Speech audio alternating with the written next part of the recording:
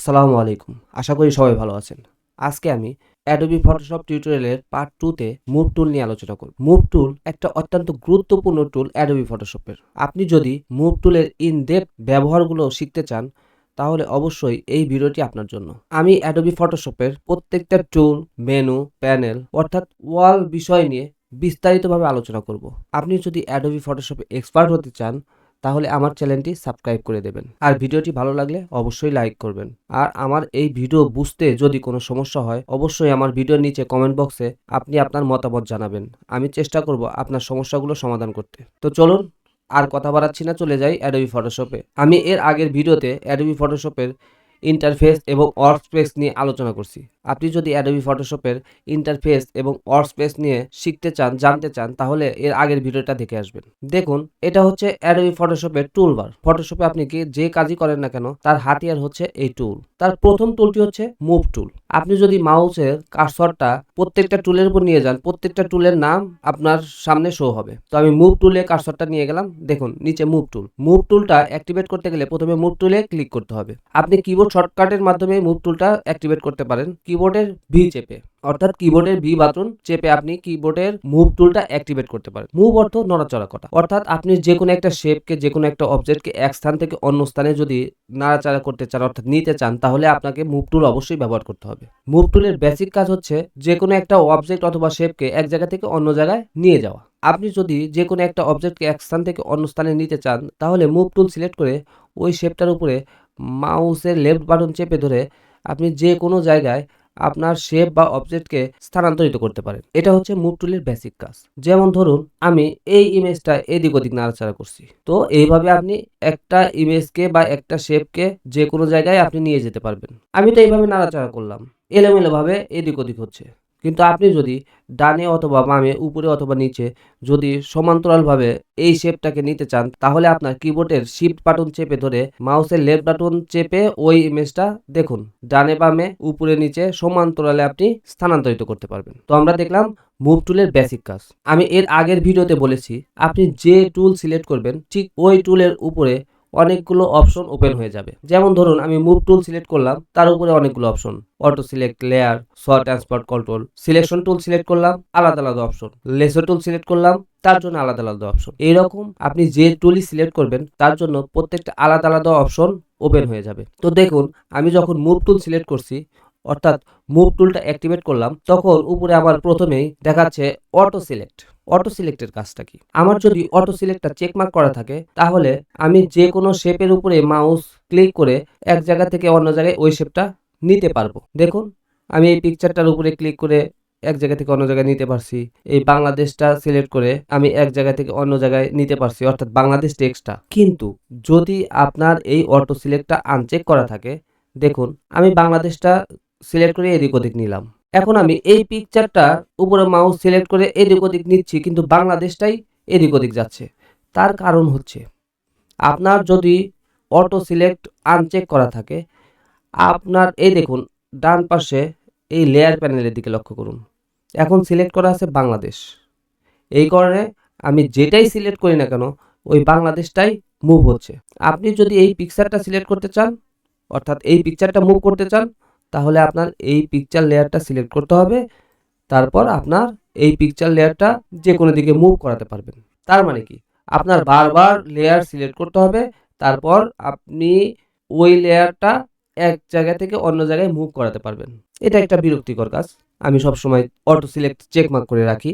আমি যখনই যে শেপটা এদিক ওদিক মুভ করাতে চাই, অটোভাবে মুভ হবে।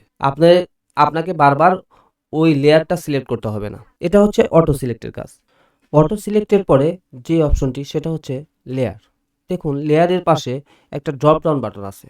আমি ড্রপ ডাউন বাটনে ক্লিক করলাম। এখানে দুইটা অপশন শো হচ্ছে, একটা হচ্ছে গ্রুপ, একটা হচ্ছে লেয়ার। তো গ্রুপ এবং লেয়ারের কাজটা কি?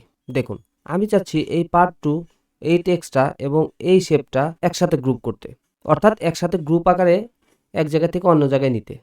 তো তার জন্য প্রথমে আপনাকে এই দুইটা লেয়ার গ্রুপ করতে হবে। তো ধরুন এই যে পার্ট 2 লেয়ারটা, এই লেয়ারটা এবং এই লেয়ারটা আমি একসাথে সিলেক্ট করলাম। শিফট চেপে ধরে এই দুইটা লেয়ারের উপরে ক্লিক করবেন, তারপর কন্ট্রোল জি দিয়ে গ্রুপ করবেন। দেখুন এই দুইটা লেয়ার গ্রুপ হয়ে গেল। এখন সিলেক্ট করা আছে লেয়ার। আমি কিন্তু এই দুইটা পার্ট 2 এবং এই শেপটা গ্রুপ করছি। দেখুন আমি এটা নাড়াচাড়া করি কিন্তু আলাদা আলাদাভাবে নাড়াচাড়া হচ্ছে। যদি আমার এই অপশনটাতে লেয়ারের পরিবর্তে গ্রুপ সিলেক্ট করি তাহলে দেখুন এই যে আমি গ্রুপ করলাম পার্ট 2 এবং এই শেপটা তা একসাথে মুভ হচ্ছে। দেখুন একসাথে মুভ হচ্ছে। যদি আপনার গ্রুপ সিলেক্ট করা থাকে তাহলে আপনি যে গ্রুপটা মুভ করাতে যাচ্ছেন ওই গ্রুপটা মুভ হবে। কিন্তু আপনার যতই এই দুইটা লেয়ার গ্রুপ করা থাক কিন্তু এখানে যদি লেয়ার সিলেক্ট করা থাকে তাহলে ইন্ডিভিজুয়ালি আপনার এক একটা লেয়ার আপনি মুভ করাতে পারবেন। তো তার মানে কি এখানে লেয়ার পরিবর্তে যদি গ্রুপ সিলেক্ট করা থাকে তাহলে ওই গ্রুপটা এক জায়গা থেকে অন্য জায়গায় স্থানান্তরিত করতে পারবেন। এটা হচ্ছে লেয়ার এবং গ্রুপের কাজ। এরপরের অপশনটি হচ্ছে শ ট্রান্সফর্ম কন্ট্রোল। আপনি যদি এই শ ট্রান্সফর্ম কন্ট্রোলটি চেক মার্ক করে দেন এবং যে কোনো একটা লেয়ারকে সিলেক্ট করেন, অর্থাৎ যে কোনো একটা লেখা হোক আর শেপ হোক যেটাকে সিলেক্ট করেন ওটাকে আপনি আপনার ইচ্ছা মতো কাস্টমাইজ করতে পারবেন। আমি চাচ্ছি এই লেখাটার এই কোণা বরাবর কন্ট্রোল চেপে ধরে, অর্থাৎ কিবোর্ডের কন্ট্রোল চেপে ধরে এই কোণা বরাবর ড্র্যাগ করে উপরে নিচে নেওয়ার জন্য। এইভাবে আপনি আপনার শেপটা কাস্টমাইজ করতে পারবেন।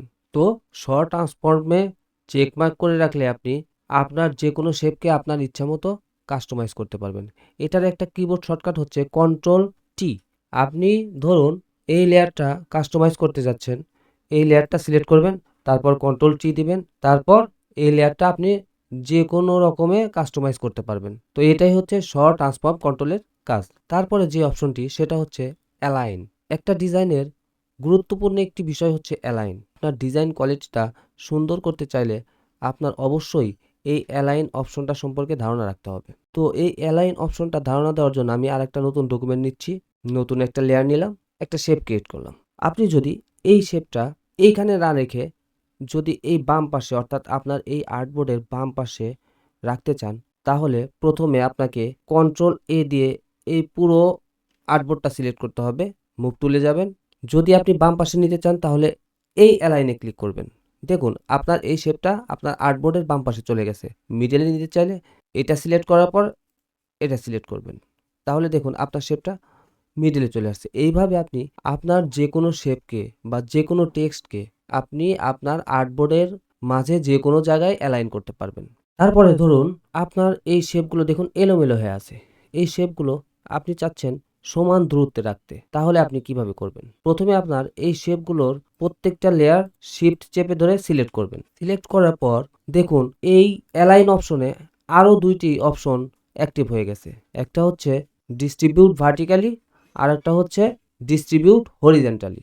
আপনি যদি এই শেপগুলো উপরে নিচে একই দূরত্বে রাখতে চান তাহলে ওই যে প্রথমে সবগুলো লেয়ার সিলেক্ট করতে হবে, তারপর এখানে ক্লিক করে দেবেন। দেখুন এই প্রত্যেকটা শেপ একই দূরত্বে সমান্তরালভাবে সিলেক্ট হয়ে গেল, অর্থাৎ অ্যালাইন হয়ে গেল। এখন আপনি যদি হরিজেন্টালি এই শেপগুলোকে অ্যালাইন করতে চান তাহলে প্রথমে আপনাকে এই প্রত্যেকটা লেয়ার শিফট চেপে ধরে সিলেক্ট করতে হবে, তারপর এই যে এই অপশনটাতে ডিস্ট্রিবিউট হরিজেন্টালে ক্লিক করতে হবে। দেখুন এই শেপগুলোর প্রত্যেকটা সমান দূরত্বে অ্যালাইন হয়ে গেছে। এটা হচ্ছে অ্যালাইন টুলের কাজ। তো আমরা অ্যালাইন টুলের কাজগুলো দেখলাম। আপনি যদি যে কোনো একটা লেখাকে বিভিন্ন দিকে রোটেট করতে চান বা যে কোনো একটা ডিজাইনকে বিভিন্ন দিকে রোটেট করতে চান তার জন্য আপনাকে ওই শেপটা কন্ট্রোল টি দিয়ে ট্রান্সফর্ম করতে হবে। তারপর দেখুন একটা অপশন চলে আসছে উপরের দিকে, দেখুন এই টিক মার্কের পাশে 9 ডটে। এখন এই সেন্টারে যে ঘরগুলো আছে এই সেন্টারের ঘরটা কিন্তু ভরাট আছে। দেখুন এই বাংলাদেশ লেখাটার সেন্টারে এখন সিলেক্ট করা আছে। আপনি যদি এই বাংলাদেশ লেখাটা রোটেট করতে চান তাহলে সেন্টার বরাবর রোটেট হচ্ছে। আপনি এই 9 ডট বাটনের কোণা বরাবর যদি সিলেক্ট করেন তারপরে এই বাংলাদেশ লেখাটা রোটেট করেন তাহলে দেখুন বাংলাদেশ লেখার এই কোণা বরাবর রোটেট হচ্ছে। তাহলে আপনি এই লেখা বা যে কোনো একটা শেপকে যদি কোণা বরাবর রোটেট করতে চান, যদি মিডল বরাবর রোটেট করতে চান তাহলে এই অপশনটার মাধ্যমে আপনি রোটেট করতে পারবেন। এই অপশনটার মাধ্যমে আপনি এই লেখাটা এক্স অক্ষ বরাবর কত পিক্সেল এবং ওয়াই অক্ষ বরাবর কত পিক্সেল আছে তা শো করছে। এই অপশনটায় আপনি কত ডিগ্রি বরাবর আপনি এই লেখাটা ঘোরাতে চান তা এখানে যদি আপনি উল্লেখ করে দেন, ধরুন আমি 30 ডিগ্রি দিচ্ছি, তাহলে দেখুন এই লেখাটা 30 ডিগ্রি অ্যাঙ্গেলে রোটেট হলো। তো এটার কাজ হচ্ছে নির্দিষ্ট অ্যাঙ্গেলে আপনি আপনার শেপটাকে রোটেট করাতে পারবেন। আর একটা ম্যাজিক অপশন হচ্ছে দেখুন এই আইকনটা। আপনি যখনই যে কোনো একটা শেপকে বা যে কোনো একটা টেক্সটকে আপনি ওয়ার্প করাতে চান তাহলে এই আইকনটার উপরে ক্লিক করবেন। দেখুন এখন নান করা আছে। আমি যদি আর্কে ক্লিক করি আমার এই শেপটা অর্থাৎ এই টেক্সটটা এরকম ডিজাইন হয়ে গেল।